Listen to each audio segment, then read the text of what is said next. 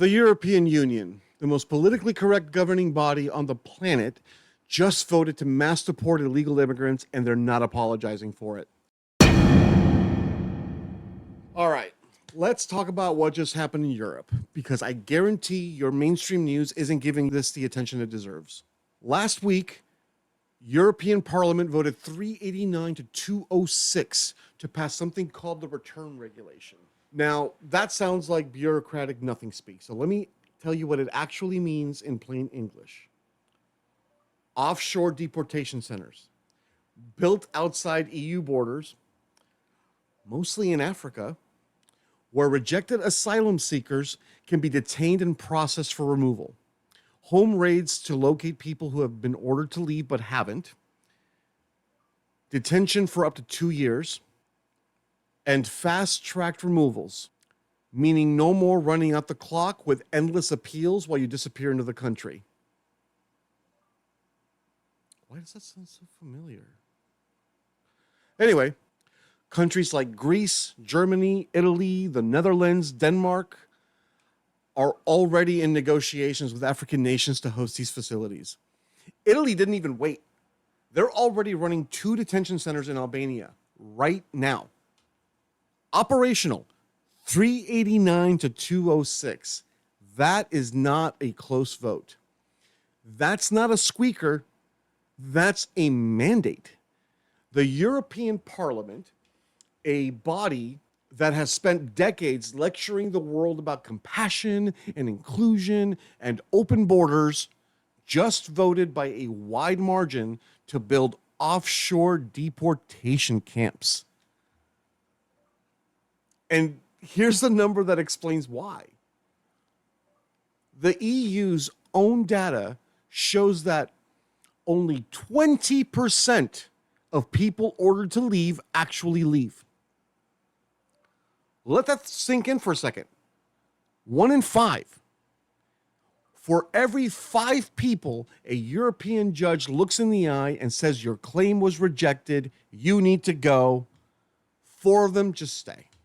They just stay. They know the system won't follow through. They know there are no consequences, so they wait it out. European governments looked at that number for years. They wrung their hands, they formed committees, they issued statements, and nothing changed. So now they're building detention centers in Africa. That's what happens when you let a problem compound for 20 years. The solution stops being pretty. Now, and this is my favorite part, let's talk about how the left reacted. Because they did not disappoint. They didn't just vote against it. They didn't just give speeches about compassion. They pulled out a script, a very specific script. One that sounded almost word for word like what American Democrats have been saying about ICE and deportations for the last 2 years. And I don't think it's a coincidence. One member of the European Parliament called the return regulation, quote, a Guantánamo outside the EU, and said it paves the way for a European ICE. Another one stood up and said, the scenes we condemned in the United States could become a reality in Europe. A nonprofit director came out and said, we cannot be outraged by ICE in the United States while also supporting these practices in Europe. Now stop, read those quotes again. None of them are saying that the policy is wrong because it won't work. None of them are saying it's wrong because the numbers don't justify it. They're saying it's wrong because America did it first. Because it looks like something Trump would do. Because it reminds them of something they already decided was evil before they evaluated it. That's not a policy argument. That's a team jersey. And this is exactly why political discourse has collapsed in the West. We've reached the point where a significant portion of the political class evaluates policy, not on outcomes, not on whether it works. not on whether it's necessary, but on which team proposed it first. If the other team did it, it's fascism. If our team does it, it's compassion with guardrails. One Swedish lawmaker said after the vote, "There is a new consensus in Europe. The era of deportations has begun." The era of deportations. He said it like it was a declaration, because it was. And the left's response was to compare it to Guantánamo. You know what that tells me? It tells me they were never really arguing about the policy. They were arguing about the optics. And when the optics stopped mattering to everyone else, when the people got tired enough, the policy passed anyway, by a landslide. I want to talk about something that doesn't get said directly enough. And that's the role political correctness played in creating this entire mess in the first place. Political correctness is not a value system. It's not a governing philosophy. It's not compassion. Political correctness is a suicide pact. Here's what I mean by that. When you build a culture where certain things cannot be said, where certain observations cannot be made, certain data cannot be cited, certain conclusions cannot be drawn, without the person saying them being labeled a racist or a fascist or a bigot, you don't make those problems go away. You just make them unspeakable. And unspeakable problems don't get resolved. They get ignored. And ignored problems compound. Europe spent nearly 2 decades doing exactly that. Any politician who raised concerns about illegal immigration, about integration failure, about parallel societies forming inside European cities, got destroyed, got called racist, got pushed out. The Overton window got so narrow that the only acceptable position was more openness, more inclusion, more tolerance. And anyone who said, wait, is this actually working? Got treated like they were one step away from putting people in cattle cars. So the problem compounded. The 20% deportation rate sat there year after year, getting worse. The integration failures sat there. The no-go zones sat there. The crime statistics sat there. All of it, unspeakable. All of it, ignored. And then one day, the dam breaks. And the solution that comes out the other end isn't the careful, measured, humane policy adjustment that you might have gotten 15 years ago if people had been allowed to speak honestly. The solution is offshore detention centers in Africa and a 389 to 206 mandate. Because that's what happens when you let problems fester long enough. The correction isn't gentle.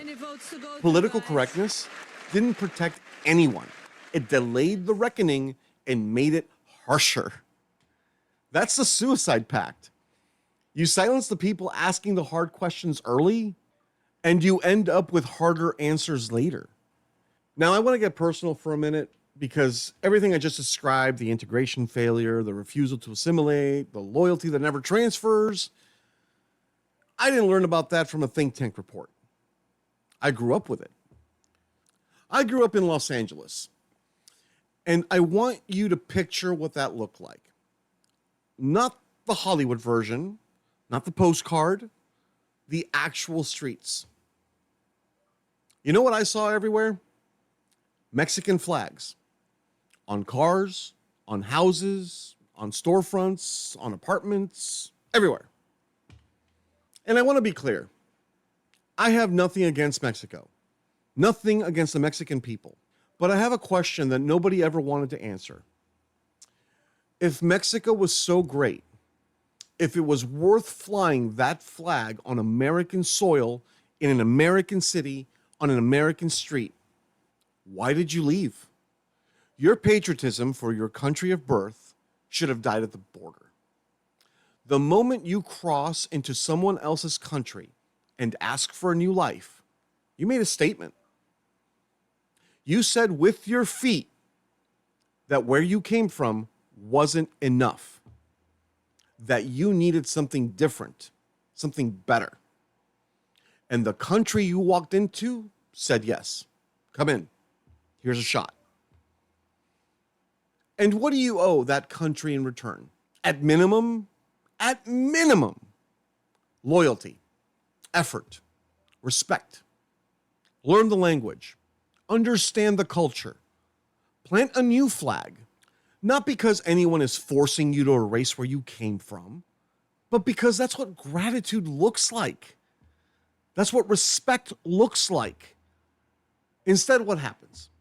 They drag the same culture that failed them into their new home, the same attitudes, the same systems, the same everything that made the old place unlivable, packed up and brought along. And then they wonder why nothing changes. The politicians smile and call it multiculturalism, call it diversity, call it enrichment. I'm an immigrant. I came to this country. I learned the language. I embraced the culture. I planted a flag, this flag, not because I was told to, not because someone made me, because when someone opens their door for you, when a country says you're welcome here, you respect the house. That's not politics. That's just basic human decency. But here's the question that the open borders crowd has never been able to answer. When someone walks into your home, uninvited or otherwise, and disrespects your family, refuses to learn your name, rejects everything your house stands for, and hangs somebody else's flag on your wall, at what point do you stop calling that a guest? Why would you let someone in your home who hates you? That question used to answer itself. Europe just answered it. 389 to 206. Offshore detention centers, fast track removals. The era of deportations has begun. Their words, not mine. When the most politically correct governing body in the Western world looks at the situation and says enough, maybe it was never about the hatred. Maybe it was never about the racism. Maybe it was just about common sense. And we spent 20 years being told we weren't allowed to say it. My name is Franco, and I'm the Redneck Immigrant.